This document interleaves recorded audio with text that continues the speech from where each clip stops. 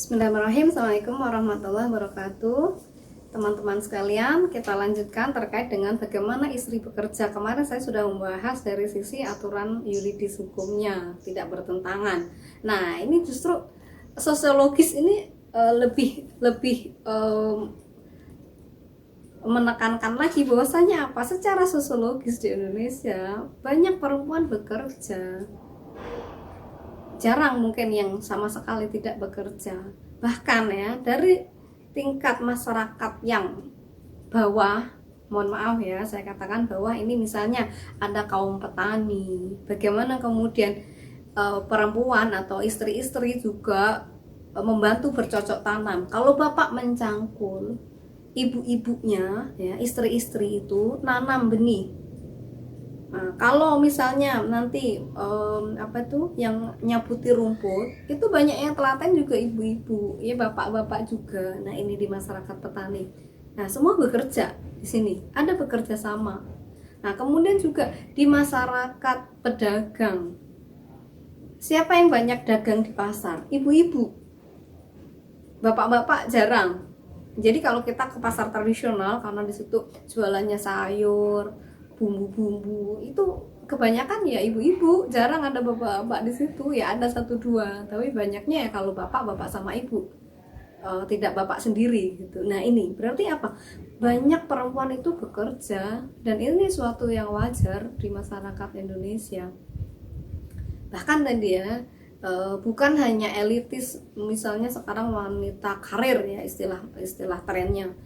Bahkan di masyarakat yang kelas petani, kelas pedagang-pedagang kecil, itu justru perempuan yang lebih banyak bekerja di situ. Jadi misalnya ibu-ibu yang dagang ke pasar, dia jam berapa harus berangkat. Nah, ini dia bekerja, menjadi tulang punggung keluarga juga, atau membantu suami dalam memenuhi kebutuhan rumah tangga gitu. Nah, kemudian juga nih fenomena wanita karir. Jadi sekarang kan masanya ya kesetaraan gender ya, kata orang. Gender ini suatu yang bisa dipertukarkan. Jadi dia jenis kelamin tapi sosiologis melalui konstruksi sosial kultural, jadi bisa dipertukarkan gitu. Jadi misalnya ada di masyarakat perempuan yang benar-benar tidak kerja, tapi ada di suatu masyarakat yang perempuan itu justru yang menjadi tulang punggung keluarga dan banyak bekerja. Nah, ini nih, jadi ini konstruk sosiokultural, ini merupakan bentukan dari budaya kita dan juga bagaimana kondisi sosial yang ada gitu. Nah, makanya kemudian tadi ya, sekarang kan eranya kesetaraan gender. Jadi perempuan sekarang sudah punya karir tinggi-tinggi, punya pendidikan yang tinggi. Perempuan bisa jadi, misalnya ya, untuk di parlemen aja ada kuota khusus 30% untuk perempuan gitu ya. Ini afirmasi. Nah, jadi di berbagai bidang ini ada affirmative action gitu ya, untuk bagaimana pengarus utamaan gender gitu. Makanya kemudian sekarang perempuan itu nggak hanya kerja di sektor domestik, di dalam rumah, tapi mereka menjadi pimpinan-pimpinan, mereka bekerja di profesional, bahkan tadi ya legislatif, dan semua sektor dalam kehidupan di berbangsa dan bernegara kita itu ada affirmative action, ada pengarus utamaan gender. Maksudnya apa? Memberi kesempatan kepada perempuan ini. Makanya kemudian ya sekarang bagaimana ketika perempuan bekerja? Iya, ini bukan suatu yang suatu yang aneh lagi. Sekarang rata-rata perempuan bekerja gitu. Ini secara sosiologis.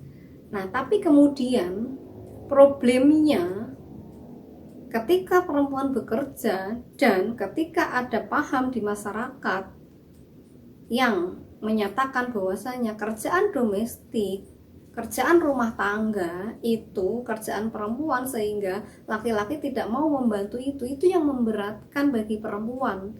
Dalam istilahnya ada double burden, ada beban ganda untuk perempuan. Jadi misalnya ya, kerjaan rumah tangga yang domestik tadi apa?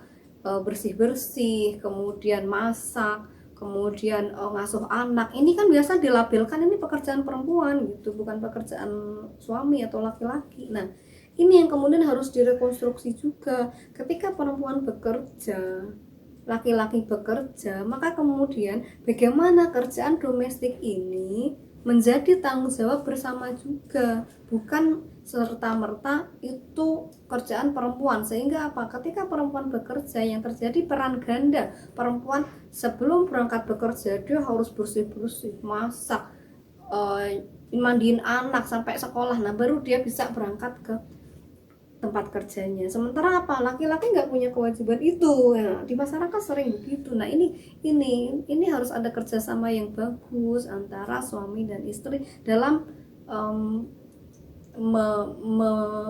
membagi kerjaan rumah. Sehingga misalnya pagi-pagi sebelum sama-sama berangkat bekerja, misalnya ibu masak, bapak nyapu.